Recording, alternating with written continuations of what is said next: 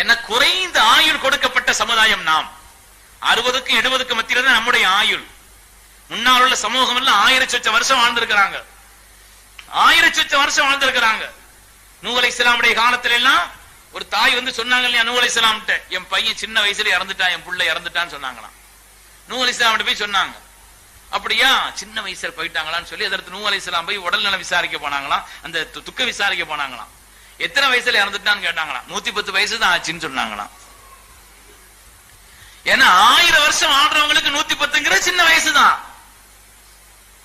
நூஹ் அலைஹிஸ்ஸலாம் சொல்லிட்டு சொன்னாங்களாம், பின்னால ஒரு சமூகம் வரும், மொத்த ஆயுளே மா பைன 60 வ 70, 60க்கும் 70க்கும் மத்தியில தான் சொன்னாங்களாம்.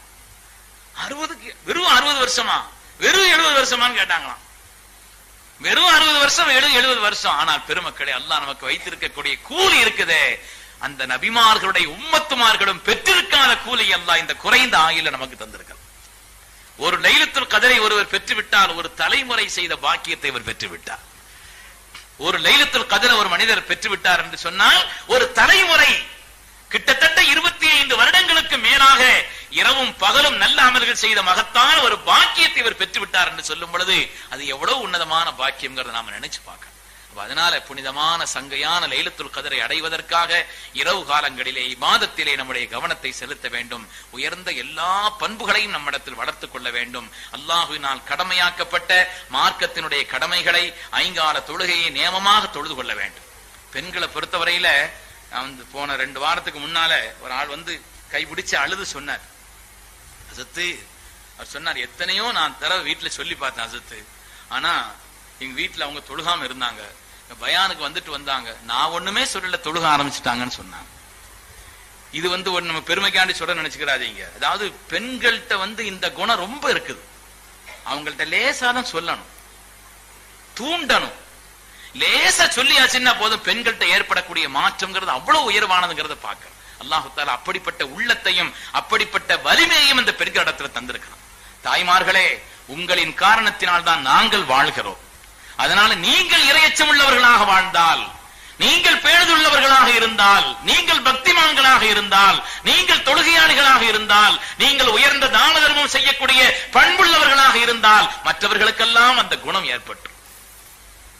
இன்னைக்கு தமிழ்நாட்டில் முன்னுதாரணமா எடுக்க வேண்டிய ஒரு ஊர்னு சொன்னா கீழக்கரை.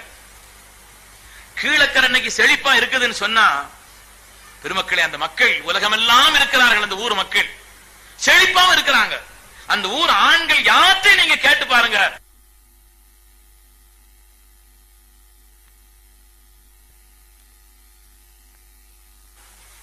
எப்படி ஆளு வெளியூர்ல இருந்தா கூட சரி தொழுகாம இருப்பாரு, ஊருக்கு போயிட்டா கரெக்டா தொழுதுருவாரு. சில ஆட்கள் வெளியூர்ல இருந்தா கூட தொழுகாம இருப்பாங்க, ஆனா ஊருக்கு போய் ஒரு ஆள் தொழுகாம இருக்க முடியாது. என்ன வீட்டுல எல்லாரும் தொழுகுவாங்க. எனவே அருமையான தாய்மார்களே, உங்களிடத்தில் ஏற்படக்கூடிய அந்த மாற்றம், உங்களிடத்தில் வரக்கூடிய பக்தி, அதிலே வரக்கூடிய இபாதத்தினுடைய அந்த சுவை இருக்குதே, உங்கள்கிட்ட மாத்திரமல்ல, உங்களுடைய கணவர்களிடத்தில் மாற்றத்தை உண்டாக்கும், உங்களுடைய மக்களிடத்தில் மாற்றத்தை உண்டாக்கும். பயான் செய்ய வேண்டியதில்லை. நீங்க போய் நீங்க 5 வக்து பேணுதலா தொழுதுகிட்டுறீங்க, உங்க பிள்ளை தலையில முட்டாக்க போட்டு பக்கத்துல வந்து நின்று தொழுகுதா இல்லையான்னு பாருங்க. நீங்க ஒண்ணு செய்ய வேண்டாம், பிள்ளையை கூப்பிட்டு நீ தொழுவுமா முட்டாக்கு போடுமா சொல்ல வேண்டாம். நீங்க தொழுதுகிட்டுறீங்க, உங்க பிள்ளை வந்து பக்கத்துல வந்து அதே மாதிரி ருக்கு செய்யும், அதே மாதிரி சுஜூத் செய்யும், அதே மாதிரி ஒரு பழக்கத்தில் மாறுகிறதா இல்லையா என்பதை பார்க்க வேண்டும். சொன்னதை சொல்லும் கிளிப்பிள்ளை, செய்ததை செய்யும் மனித பிள்ளைன்னு சொல்லுவாங்க.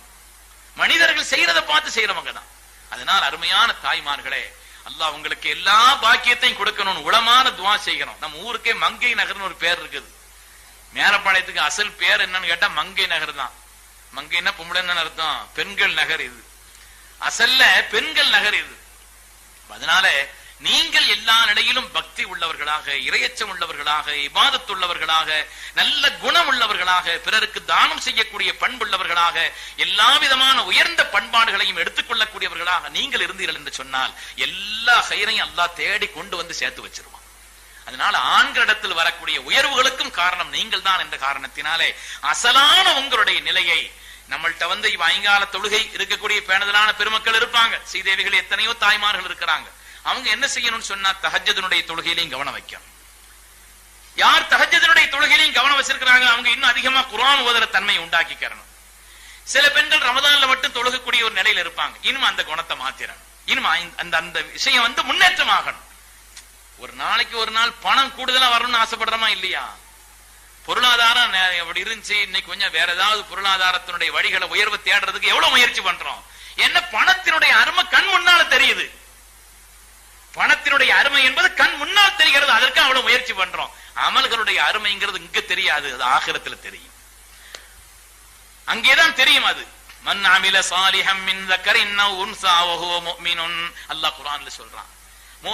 முஃமினான பெண்களோ ஆண்களோ யார் நல்ல அமல்களை செய்து வாழ்கிறார்களோ அல்லாஹ் உங்களுக்கு வாக்களிக்கிறான். குர்ஆனின் வாக்கு பெருமக்களே, ஃபலனுஹியன்னஹு ஹயாத்தன் தய்யிபா, அவர்களுக்கு ஒரு பரிசுத்தமான மங்களகரமான உயர்வான ஒரு வாழ்க்கையை உலகத்திலேயே தருவோம்னு அல்லாஹ் சொல்றான். யார் நல்ல அமல்களை செய்து வாழ்கிறார்களோ அவங்களுக்கு உண்டான உயர்வான உன்னதமான ஒரு வாழ்க்கை இந்த உலகத்திலேயே அல்லாஹ் தருவான். ஆகிரத்தில் அவனால் வாக்களிக்கப்பட்ட எல்லா கூலியும் எல்லா உயர்வையும் அல்லாஹ் அவர்களுக்காக தயாரித்து வைத்திருக்கிறான் என்று அல்லாஹ் குர்ஆனிலே வாக்களிக்கிறான்.